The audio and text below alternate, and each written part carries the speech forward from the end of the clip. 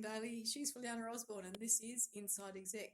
Today we are joined by one of our international guests, and this is Taylor Proctor. And Taylor is here to talk to us about being positive, among other things. So welcome, Taylor. Hi, thanks for having me. First of all, we might let you tell us and our listening audience a little bit about the journey that you've had so far. Absolutely. So it's kind of a twofer. I have my personal journey in discovering leadership and embracing vulnerability for myself as I led myself through life. Mm-hmm. But then I also had this amazing opportunity to lead a team recently, a work that I was just thrown into, and to be able to embrace imperfection and vulnerability in that department as well.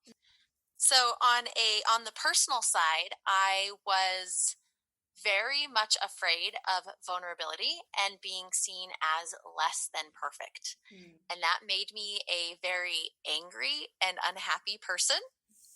And I really struggled for a long time. And it wasn't until, and of course I'm giving you guys the short version, but it wasn't until I realized that I really had to put in the work, and I wasn't inherently just naturally going to be this bubbly, happy, upbeat person. And I had to work on my mindset and really get vulnerable with myself and take leadership of my life, that it wasn't until I was able to do that things started to shift and change. And I'm so grateful for that, because in my corporate job and corporate world, I had several years of practicing this on myself before I was given a situation that was really interesting and exciting. I got a job at a corporation that I was hired on to spearhead this new capability. So it was really exciting, and I was going to be leading a small team, and it's kind of the startup mentality, up to me to figure out what I would do with this capability and how I would set the culture and set the tone and have KPIs and make it measurable and meet client needs. And so I was really, really excited for it. And I think we've all been there, right? We've all taken a job that has been that challenging, that exciting, and kind of that full ownership and responsibility. Yeah. I stepped fully into it, only for it to not happen. I had been at my previous place of employment for 5 years, and I was like, this is my dream job. I'm totally going to take it. And so I stepped into the new role at the new company, and nothing happened. They had hired me thinking that they would have 2 clients right away within 2 weeks of hiring me. And so they really quickly brought me on, and those accounts, that new business, fell through. And I was there for about 7 months, twiddling my thumbs, trying to provide that value. Anyone who ever been in a leadership position, you don't really twiddle your thumbs, right? Yeah. So that's just impossible. And so I built out this whole entire department and new capability based on strategy and assumption, going please, I have all the pieces in a row, let's put them into action and then pivot and adjust as we need to. But I feel like I have a solid foundation. And of course, I'm not in control of the new business piece, on the biz dev team. And so just it kind of went nowhere. So after 7 months of helping here, helping there, trying to provide value in so many ways, they came to me and they said, hey, we have this new capability that we are really excited about, and the client is not very happy with a lot of the team leads that we have presented them with. We know you can lead a team. A side note, you're not really doing anything, right? and we know that you really wanted to get into this, getting a new capability. This is that area. It's an area of your focus, which I have a strength in content and social media. And they said, so we want you to kick this off and lead this team for just the next 3 months. And then we'll get it figured out and go from there. But they start on Monday, and they came to me on a Thursday. Wow. They came to me on Thursday and they said, oh yeah, and the team will be in for their first round of training tomorrow on Friday, and then you'll all start on Monday. So we walk into this room on Friday morning, and it's a team that I haven't hired. It's a new capability that I have been downloaded on the afternoon before. And I'm like, hey, we're going to do this. So we have the initial training, and then Monday, the client is in town and does this week-long training with us. And after they left, we had our team was on approvals. And so the client would approve, and the client said, hey, you've got this. I'm going to have you approve too. So I'm approving my team to go live with these social media posts on behalf of the client. And I've had the exact same amount of training and time and prep that they have. Wow. The exact same. And I have them coming up to me and being like, hey, so what should we do about this? Or how should I respond to this? And my first instinct is like, heck if I know. Like, I've had the same exact training you have. But as a leader and leading a team in this new capability, my first instinct was like this clenching of my body and being like, oh my gosh, I should know. I'm supposed to somehow auto-magically, right, know the answer to this. And I don't. And so my brain was in this like high gear of trying to find the answer because I felt like as a leader I had to. Then I realized I had a choice. I could either pretend or I could gain the trust of this team. Yes. And be vulnerable. And so I looked at the individual and I said, honestly, I don't know either. I've had the same exact training you have. I think we should ask the client and see what they think and ask them for a little bit more information. And the individual was like, okay, great, yeah. And I said, do you want me to send that, or would you like practice being client facing? You can send it this time. Okay, great. So I shot over a message, tagged everybody in it so that everyone could learn from it. And we moved forward. It was in that moment that I really had to go, okay, I don't know what I'm doing. They don't know what they're doing. We've had 1 week of training. It's a global, international, very big deal client, and we are going to figure this out. Yeah. And from then on, it has been one of the most rewarding and amazing experiences of my life. And to really be able to work hand in hand with this team and watch them grow and know that my job is not to be perfect and to not have all the answers. My job is to support them so that they can do the best that they can in their job, in their careers. And the best way I can do that is by raising my hand and sometimes saying, I don't know, but we'll figure it out. In that sense, we've talked to a few people who've talked about that being the ideal situation and being a safe environment for people to work in. Have you found that has encouraged more innovation in the team? 100%, because they're not scared to put forth ideas. Yeah. There's not a power struggle of, and I've been on teams like this where it's like, I have an idea and I want to raise my hand, but then my boss like shoots it down because it wasn't his idea. Yes. Because he was afraid to be vulnerable and say he didn't have all the answers. And so by setting that standard, that precedence, yes, the team is so much more innovative. And if a process isn't working, instead of kind of toughing it out and gritting through it, they raise their hand and say, hey, this isn't working. What if we adjusted this, this, and this? Yeah. It's like, absolutely, let's give it a try. And it's in the marketing space. And I think that marketing in its essence is testing.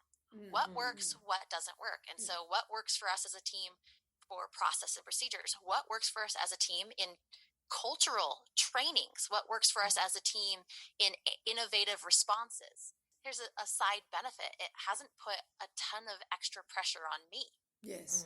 Like the team can be innovative and we all grow together. And there is pressure on me, but it's not the same kind of pressure. I don't have to know all the answers, and that allows me to learn and grow and be free to help and support them as much as possible, because it's not about me anymore. It's about supporting them. Looking back, do you feel that you also were able to draw on experience you already have through your other jobs, you would have had a lot to do with people interaction, getting people on board, getting them to have ownership and good communication.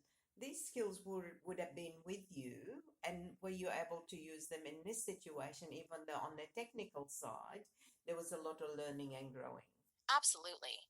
We've all had that terrible boss, right? And hopefully we have them pretty early on in our careers. But I look back and I am so grateful for that time with that boss, because it taught me so much about communication. It taught me so much about how to be on a team and how to communicate in a way that makes sense for everyone, and how to set boundaries and not have it be that power trip. And so I learned a ton about that stuff from a terrible boss, funny enough. Oh, no, but I think also, it's true that you, everyone is a mentor in some way.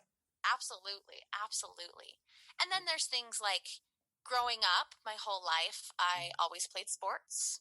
I did team sports as well as individual. And so there's a lot of communication, leadership that happens there. But then I think the biggest thing, if I can go back to the personal side of leading my own life, shortly before, about 2-3 months before I was asked to lead this team, I actually became certified as a life coach. And that helped immensely as well, because I had undergone training of how to communicate with people to help them work together to achieve their goals. And ultimately, that's what any team, especially a work team, is all about. You're all together, working together to achieve a goal, and you just happen to get paid for it. So how can we make that the best experience possible? Fully focus on your question there. Absolutely. Tons and tons and tons, an entire lifetime of communication, vulnerability, practice leading up to this point. That interests me that you're in an environment that we would consider fairly high pressure in terms of a corporate or a career world, and you chose to train outside of that as a life coach. What led to that? So on the personal side of things, it's something I wanted to do for a long time. And the opportunity came up. I had the money and I decided I wanted to do it.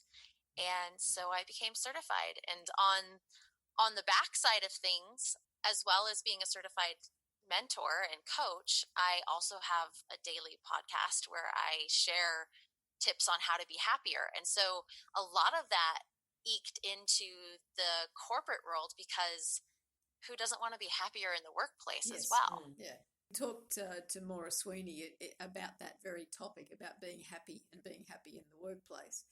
And we asked her a question that we put in your list of questions as well. So we might ask it now is what is being happy at work?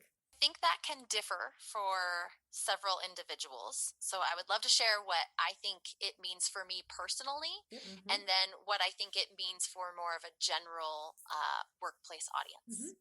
So for me personally, happiness in the workplace is, in one word, interdependence. Because I don't do well with someone trying to tell me everything to do and thinking like they can do my job also. I do well knowing that I am trusted, I am respected to own my piece as it works in a puzzle for the greater good of the organization. And knowing that I can rely and trust on the people around me to do their piece, and I don't have to make up the in between or the gap on that. So to use it in one word, it's interdependence. I really thrive and love kind of that startup challenge mentality. I like putting processes and procedures in place, and I'm happiest when I can have that interdependence. I can lead and I can change the lives of my employees, but also the lives of my clients in what may seem like small ways. But if you really look at it, we're all individuals, part of this collective, right? And as an individual, you want to go to work and enjoy what you do. And there's some astronomical percentage here in the US of, I want to say it's 75% of employees leave because of their boss or their leader, not the actual job. And nothing And at all to so do with how much they're earning. exactly. And so that's because that's a one-to-one individual concept. So I really thrive and think that happiness for myself comes from a place where I can work on the individual level, but make a large impact and a significant impact in the organization and in the individual's life by being my goal. I don't meet it all the time, I'm sure, but my goal is to be the best resource for my team as possible to support and lift them up. Now, I think that crosses over greatly into an individual, like what that looks like for a happy workplace. Yep. And you brought it up earlier. Number one, first and foremost, is psychological safety. Yes. Yeah. And if you can have that, you can have a job that allows you to be creative, a job that allows you to be your unique and authentic self while stepping into a role that can be challenging and teaches you new skills and helps you learn and helps you grow and sets you up for success. Like, who wouldn't want to come to work 8 hours a day in that kind of atmosphere? And so I think that a lot of what makes me personally happy in the workplace can cross over to what a collective of individuals can be happy in the workplace too. Yeah. Do you see your team obviously is happy and productive? Do you see that team ethos reflected in other teams in your work environment? In some ways, yes, and in some ways, no. One thing that's interesting about my team is, like I'd mentioned, they're a new capability. Yep. So, I should kind of wrap up the story. So after 3 months, we did a huge global product launch where we were manning the social media on behalf of this client. And after the 3 months, my job was done. I was supposed to get them through. I was supposed to hone and find someone within the team to internally promote to team lead, and I would go back to my original role. Right. And at the end of it, I said, I definitely want to have a team lead in place, but I want to go the next level higher, which is where I'm actually supposed to be. I want to take this capability to the next level. I want to get other clients. I want to really grow this out and have it be something beyond just a one-off ask. And it's kind of my baby now, and I really think I could take it to those next levels if I still was able to have some part of it. And so the company was great, and they said, yes, absolutely, you've done a fantastic job. We want you to keep on owning this in a capacity and move forward. That being said, I see that there is that availability and that happiness in other departments around the company, but I don't see it in the same way I see it on my teams, purely because we are so different. We are different in the services and solutions we provide than the rest of the company. And we are also so different in, we're still fairly new. We're it'll be a year here in about a week. Yep. And so we're still fairly new, great retention on the team, which is awesome. I'm really excited about that. Yeah. We're so different, and we've had a different cultural upbringing. I credit that to me having that in that very quick moment of my whole body tensing up, being like, you got to be perfect right now, and then letting that go and being vulnerable. Yes. It's changed the whole dynamic of everything. And so that's kind of been the North Star for me as a leader and what I try to teach my team leads. And I think it's the North Star for the entire department. So I think it's possible to be happy in other areas in the company 100%, but I don't see anything similar to what we have. And I'm very proud of that. Yes, absolutely. Yeah. That's where we're going to take a break in this discussion with Taylor Proctor. It is really very fascinating. And please join us again for part 2 of the discussion. But for now, I'm Kim Bailey. She's Fulyana Osborne. We are talking with Taylor Proctor about team leadership. This is Inside Exec.